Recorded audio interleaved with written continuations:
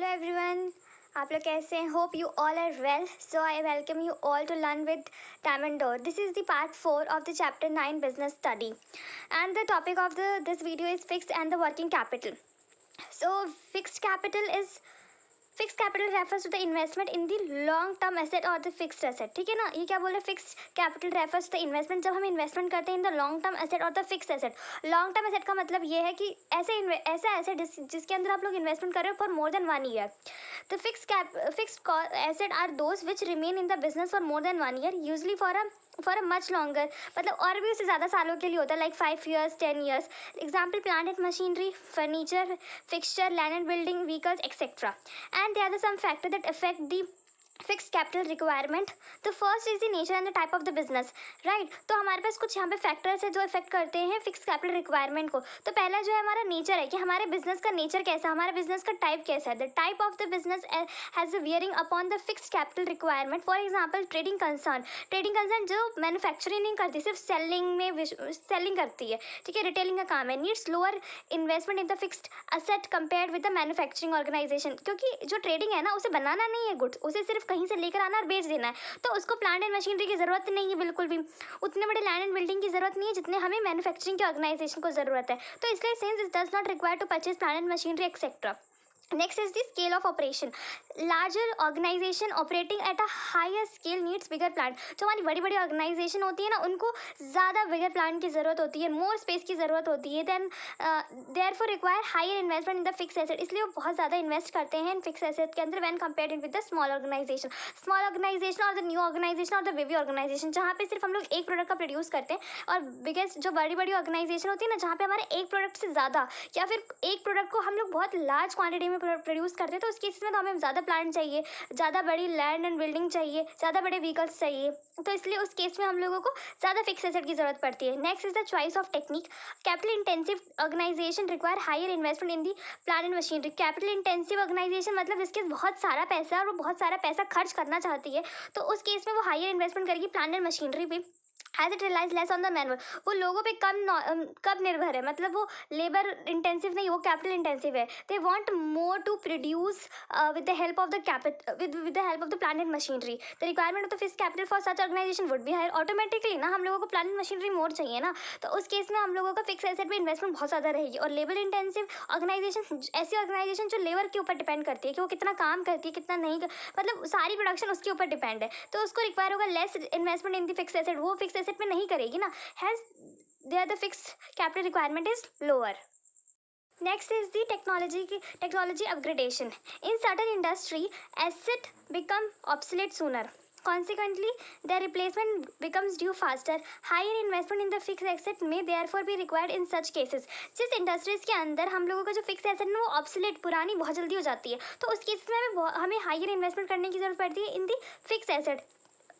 For example, computer become obsolete faster. जैसे कि computer industry या फिर ऐसी इंडस्ट्री जो टेक्नोलॉजी का यूज़ कर रही है, और रिप्लेस मच सूनर, वो बहुत जल्दी, मतलब आपने देखा होगा जैसे कि अगर आईफोन का एग्जाम्पल लूँ तो वो कितनी जल्दी जल्दी उसके न्यू मॉडल्स आते रहते हैं. Right, and funny. Thus, such organization which use asset which are prone to the obsolescence require higher fixed capital in purchase such asset. तो अगर ऐसा कोई ऑर्गेनाइजेशन है जो ऐसे एसेट को यूज़ कर रहा है जो मोर प्रोन टू ऑब्सोलेंस है, मतलब बहुत जल्दी ख़राब होने के कगार में है, तो उस केस में हमारी higher fix capital to purchase such asset. तो हमारा बहुत, मतलब हम लोग बहुत ज़्यादा इन्वेस्टमेंट करते हैं फिक्स कैपिटल पे. Next is the growth prospect. Higher growth of the organization generally require higher investment in the fixed asset. When such growth is expected, a company may choose or create higher capacity in order to meet the anticipated higher demand quicker. This require larger investment in the fixed asset and thus the larger fixed capital. क्या बोल रहा है इसके अंदर कि higher growth of the organization generally require higher investment in the future in the fixed asset. अगर हमारी company जो मतलब बहुत जल्दी ग्रोथ करती है, तो उस केस के अंदर हम लोग ज़्यादा इन्वेस्टमेंट करेंगे फिक्स एसेट पे, सो दैट हम लोग मार्केट की सारी अपॉर्चुनिटीज़ को ग्रैब कर सकें. Next is the diversification. With diversification fix capital requirement increases. अगर हम चाहते हैं कि हम लोग अपने बिजनेस को डाइवर्सिफाई करें, तो उस केस में हमें कैपिटल रिक्वायरमेंट ज़्यादा पड़ेगी, बिकॉज हम लोग ज़्यादा से ज़्यादा हमें फिक्स कैपिटल की ज़रूरत पड़ेगी फिक्स कैपिटल एसेट के अंदर इन्वेस्ट करने के लिए. जैसे कि textile industry is diversifying and starting a cement manufacturing. एक कोई भी टेक्सटाइल कंपनी थी जो पहले कपड़े बनाती थी, अब they want to diversify into the cement manufacturing plant, तो अब उसे नए प्लांट की ज़रूरत पड़ेगी, नए लेबर्स की ज़रूरत पड़ेगी, नए लैंड की ज़रूरत पड़ेगी। Obviously it's investment in the fix capital will increase, तो वो अपने आप ही आपका जो इन्वेस्टमेंट रहेगा फिक्स कैपिटल के अंदर वो ऑलरेडी इंक्रीज हो जाएगा। Next is the financing alternative. A developed financial market may provide leasing facility as an alternative to outright purchase. When an asset is taken on the lease, जब भी हम लोग कोई एसेट लीज मतलब किराए पे लेते हैं, तब हम पेज लीज रेंट, तो उसे हर महीने, जैसे कि अगर हम घर किराए पे लेते हैं तो हमें एक रेंट पे करना होता है, उसी तरह जब हम मशीनरी वगैरह या कोई एसेट किराए पे लेते हैं तो हमें एक मंथली रेंटल पे करना पड़ता है and use it. By doing so it avoid huge sums required to purchase it. इससे क्या होगा कि आप लोगों को बहुत सारा पैसा एक बार में नहीं देना होगा। मान लो कि 10 करोड़ की मशीनरी है, वो आप अफोर्ड नहीं कर पा रहे तो आप किराए पे ले लो, जैसे मंथली 1 लाख रुपए आपको देना पड़ेगा और आपको ज़्यादा बर्डन भी नहीं आएगा। Availability of leasing facility thus may reduce the funds required to be invested in the fix asset. इससे क्या होगा, आपको ज़्यादा पैसा ब्लॉक नहीं होगा, आपको ज़्यादा पैसा फिक्स एसेट में इन्वेस्ट करने की जरूरत नहीं पड़ेगी। Therefore reducing the fix capital requirement, और इस केस में हम लोगों को क्या होगा, रिड्यूस हो जाएगा फिक्स कैपिटल रिक्वायरमेंट।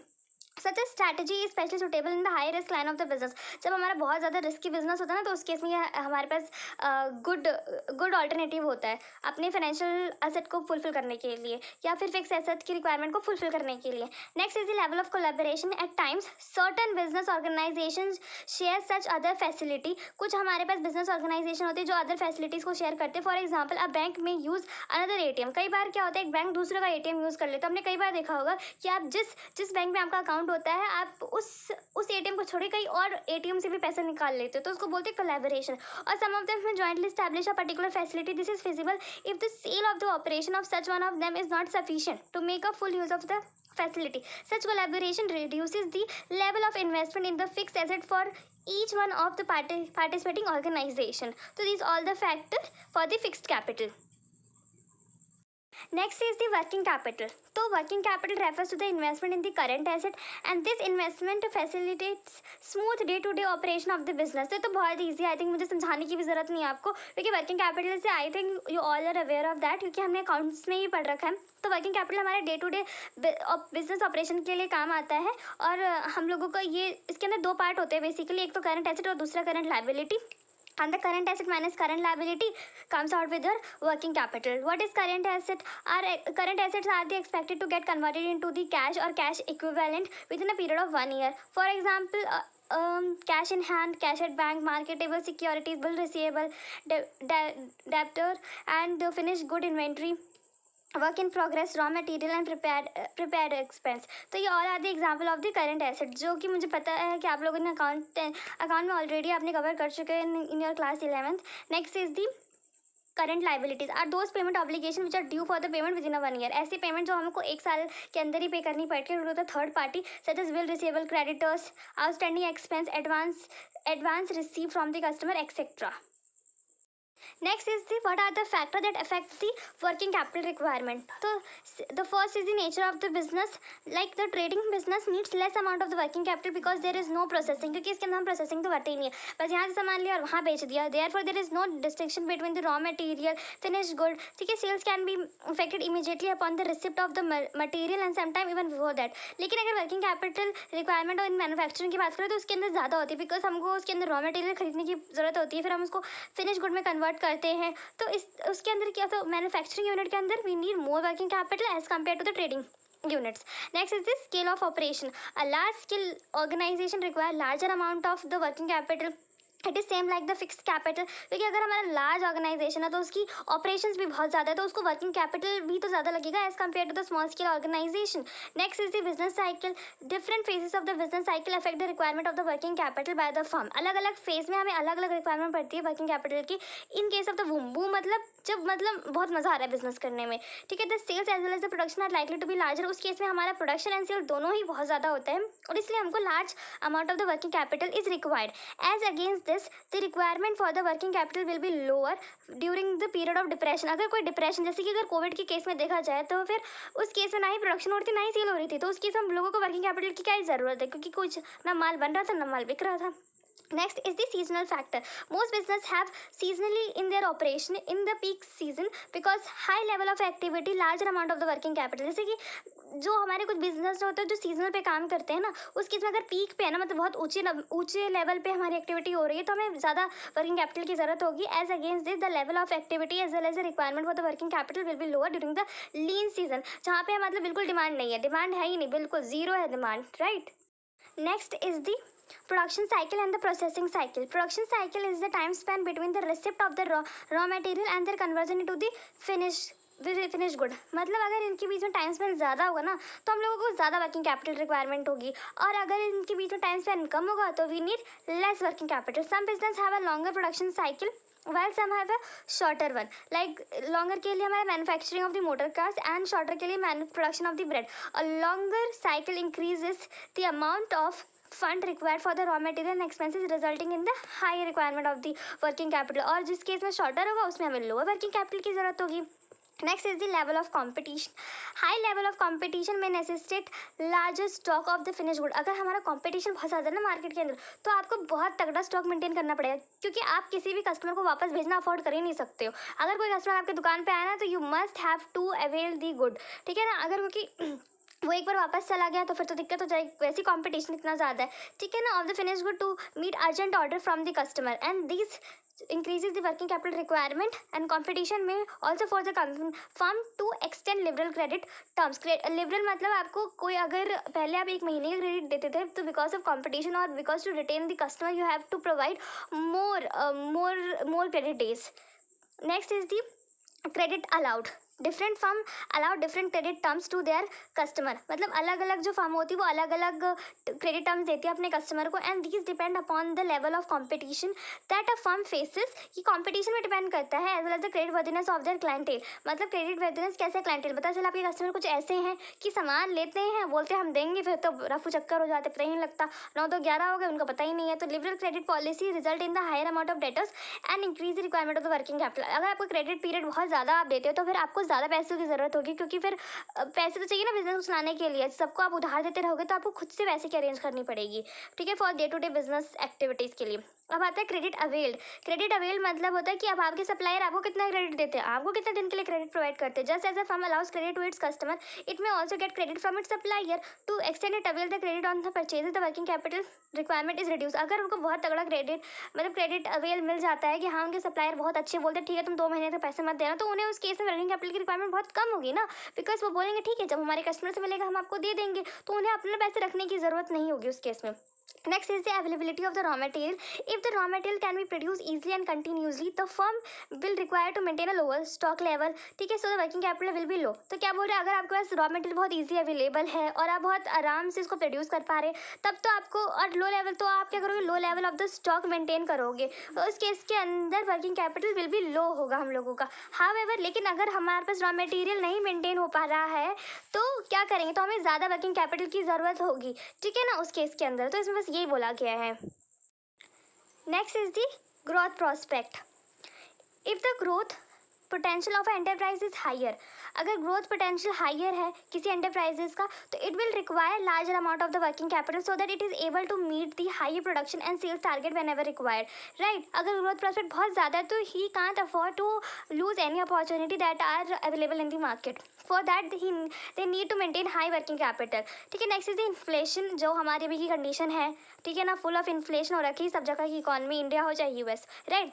तो with rising prices the larger amount are required to maintain a constant volume of the production. तो उस केस में हमें बहुत सारा पैसा चाहिए कि हम पहले जितना ही प्रोडक्शन कर सकें एंड सेल कर सके. It will result in increase in the working capital requirement. और इससे क्या होगा कि हमारी वर्किंग कैपिटल की ज़रूरत ज़्यादा होगी हम लोगों को. It must be noted that the inflation rate of the 5% does not mean that every component of working capital will change by the same percentage. ऐसा नहीं है कि जिस प्रपोर्शन से इन्फ्लेशन बढ़ रहा है उसी प्रपोर्शन से हम वर्किंग कैपिटल बढ़ाएंगे, लेकिन बढ़ेगा ज़रूर.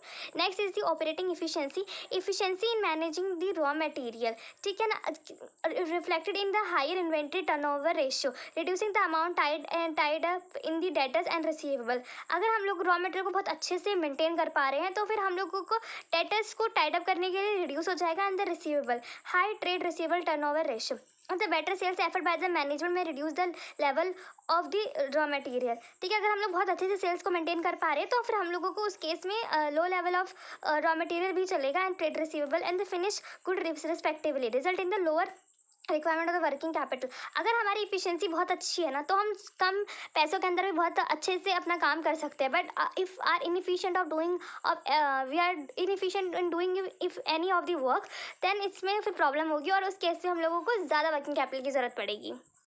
And this is the concept of operating cycle. Operating cycle is the time period between the acquisition of the raw material and the receipt of the cash through the cash sales or collection from the debtors. So ये एक तो होता है if the cash sales than the cash is equal to, मतलब cash is equal to sales, मतलब अगर आप लोग सिर्फ कैश सेल्स करते हो तो मतलब आपने सेल कर आपको पैसा मिल गया, but if the credit sales and the sales is sales फिर डेटर्स एंड देन कैश, तब हमारा ऑपरेटिंग साइकिल ऐसा हो जाएगा। तो ये हमारा होल ऑपरेटिंग साइकिल है, इस पर डिपेंड करता है कि हमें कितना वर्किंग कैपिटल की जरूरत है। If it is long then more working capital is needed, if it is short duration then we need only less और द लिमिटेड वर्किंग कैपिटल। तो पहला क्या होगा कि कैश एट बैंक, फिर बैंक पे हमारे पैसा आ गया, then we have to purchase the raw material and after purchasing the raw material we have to convert the raw material into the finished goods and then sell to the customer on discount on you or the credit policy or the sales cash sales policy, whatever the policy of the company। And then आपने अगर credit पे भेजा होगा तो फिर collection of the money आप करोगे and then payment to the supplier. और अगर आपके सप्लायर इतने अच्छे कि उन्होंने आपको क्रेडिट पे सामान उधार भेज दिया होगा तो the next step is to that आपको पेमेंट करनी पड़ेगी एंड फिर उसके बाद आपका जो बचा हुआ पैसा वो वापस कैश में आ जाएगा और इसी तरह से चलता रहेगा मैन्युफैक्चरिंग कंपनी के लिए। So this guys this is the last concept of this video. Hope you like the video and if you have any doubt then please comment below and अगर आपको वीडियो पसंद आई तो please do like share and subscribe. I am really thankful to you. So bye bye, take care.